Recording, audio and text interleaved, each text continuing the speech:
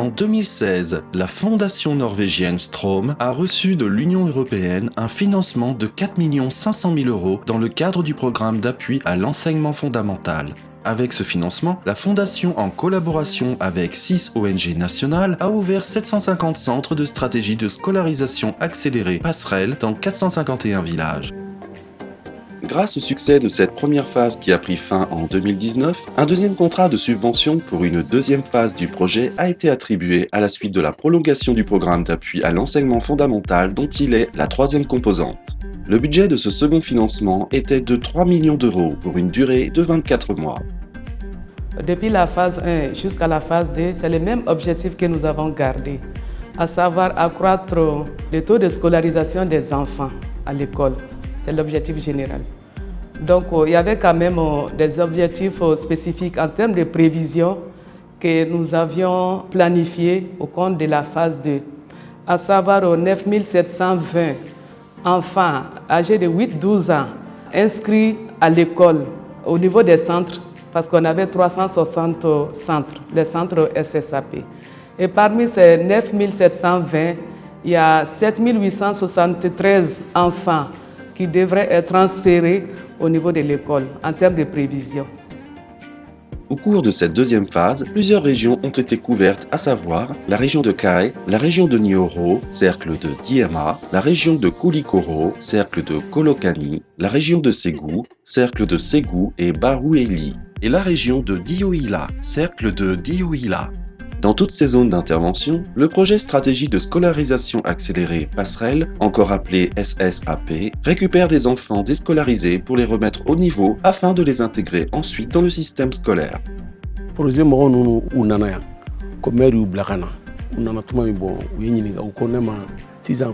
Lorsque les acteurs du projet sont arrivés ici, ils se sont rendus chez le maire qui les a orientés chez moi. Ils ont exprimé leur souhait de rencontrer les enfants non scolarisés. J'ai donc fait appel aux crieurs publics afin qu'ils fassent le tour du village pour convoquer tous ceux qui avaient été renvoyés de l'école pour non-paiement des frais de scolarité et tous ceux qui n'avaient jamais été scolarisés.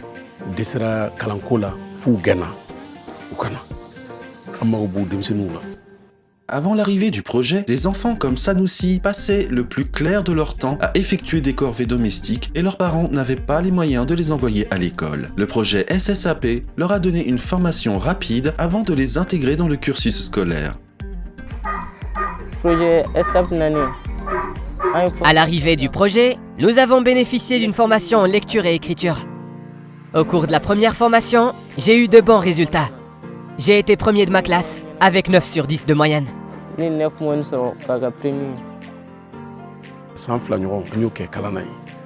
Nous avons passé environ 2 ans avec le projet au cours desquels, chaque année, les apprenants évalués sont transférés à l'école classique.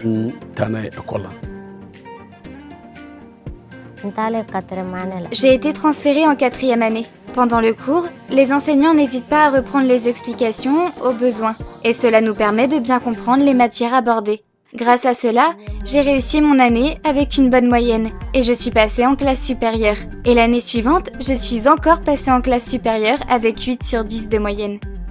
En plus de l'ouverture des centres, l'accent a également été mis sur le maintien des apprenants de la phase 1 transférés à l'école.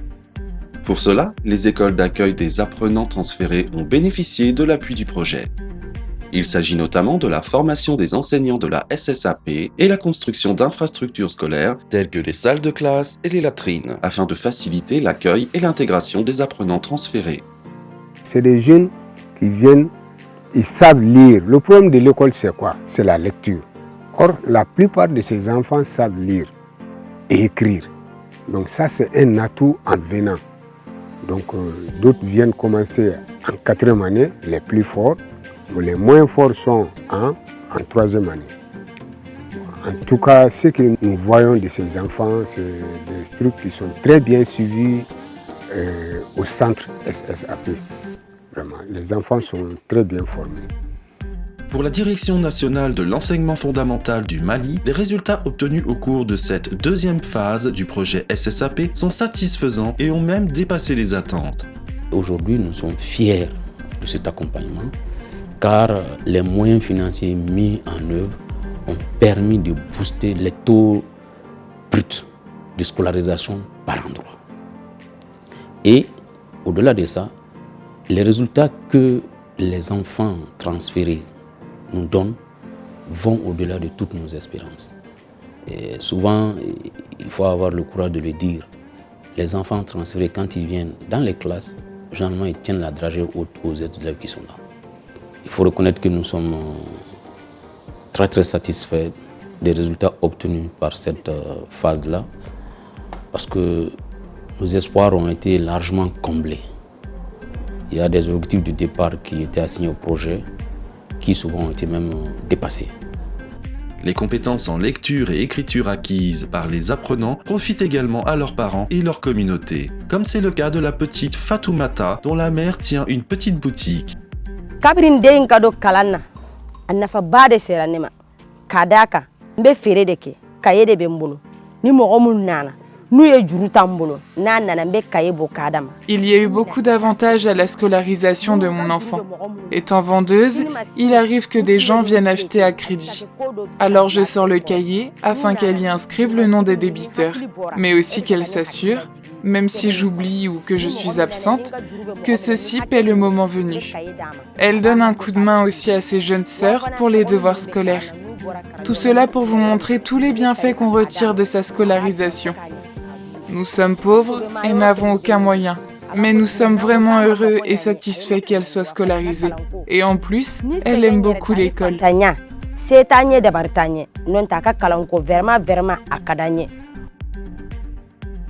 Je sais lire et écrire, et cela me permet d'aider mes parents à retrouver certains documents administratifs, tels que des actes de naissance. Mon objectif est de devenir médecin après mes études afin d'assurer la santé dans ma communauté. Pour l'ambassadeur de l'Union européenne au Mali, le montant déboursé au cours des 2 phases du projet n'a pas été un gâchis au regard des défis que rencontre un bon nombre d'enfants au Mali en matière d'accès à l'éducation. Je crois que la coopération entre la Fondation Strom et tous les acteurs de l'éducation a donné d'excellents résultats. Quelle est la problématique? C'est qu'un enfant sur 3 aujourd'hui ne va pas à l'école, donc manque l'entrée à l'école. Et le but de notre projet, c'est de permettre à ceux qui, par après, regrettent ce choix ou le fait de ne pas avoir été en condition pour aller à l'école, de leur permettre de rattraper. Et là, on a eu de bons résultats. On a eu plus de 30 000 élèves qui, quelque part, n'avaient pas pu aller à l'école à l'âge où ils pouvaient y rentrer, qui ont pu rattraper ce retard. Et ça, je crois que c'est un excellent résultat. Un des défis pour le projet SSAP concerne le maintien des enfants transférés à l'école. Afin de résoudre cette situation et donc de pérenniser les acquis, le projet a collaboré avec les comités de gestion scolaire pour le suivi des apprenants transférés. Pérenniser les acquis revient à faire en sorte que les enfants formés soient transférés à l'école d'une part, mais qu'ils soient maintenus à l'école d'autre part. Donc, les actions que nous menions vont dans le sens de maintenir les enfants à l'école. Et ce maintien-là, pour l'assurer, nous avons procédé au suivi des enfants qui étaient transférés. Depuis la première phase d'ailleurs, tous les enfants qui étaient transférés, donc nous avons, grâce à l'accord du bailleur, recruté des superviseurs chargés du suivi des enfants transférés, qui ont fait ce travail durant les 2 années passées et qui ont travaillé aussi de concert avec les CAP. Il y a aussi les comités de gestion scolaire, il y a les directeurs d'école qui contribuent tous au maintien de ces enfants à l'école. Lorsque les maîtres m'apprennent qu'il y a des élèves qui s'absentent, je vais directement voir leurs parents pour chercher à avoir des explications. Un jour, les professeurs m'ont fait part de l'absence prolongée d'une de leurs élèves. J'ai été rencontrer ses parents pour en savoir davantage. C'est là qu'ils m'ont expliqué qu'elle avait juste voyagé, mais qu'elle reprendrait les cours dès son retour, et c'est effectivement ce qu'elle fit. C'est cela mon rôle principal, et je fais le maximum à cet effet. Au cours de cette 2e phase, 360 centres ont été ouverts et ont fonctionné.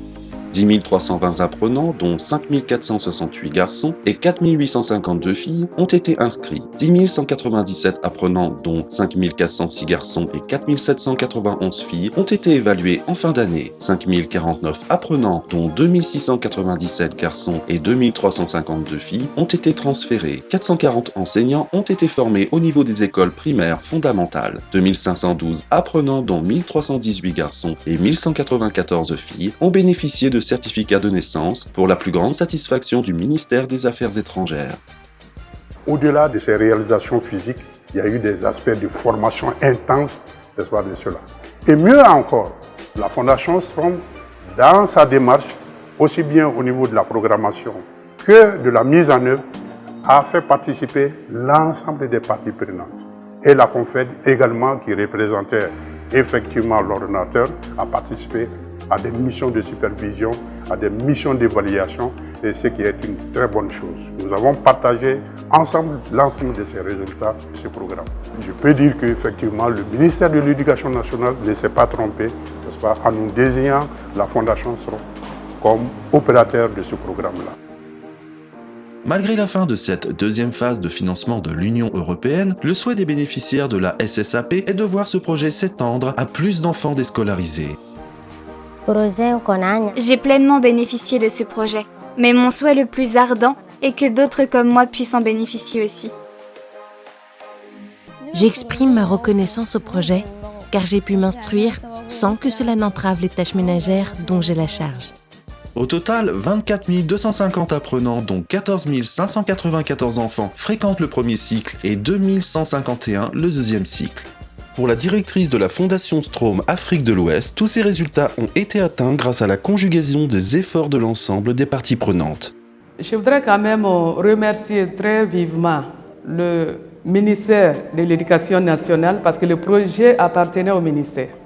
Donc c'est le ministère qui a eu confiance à la Fondation Strom et sur financement de la délégation de l'Union européenne.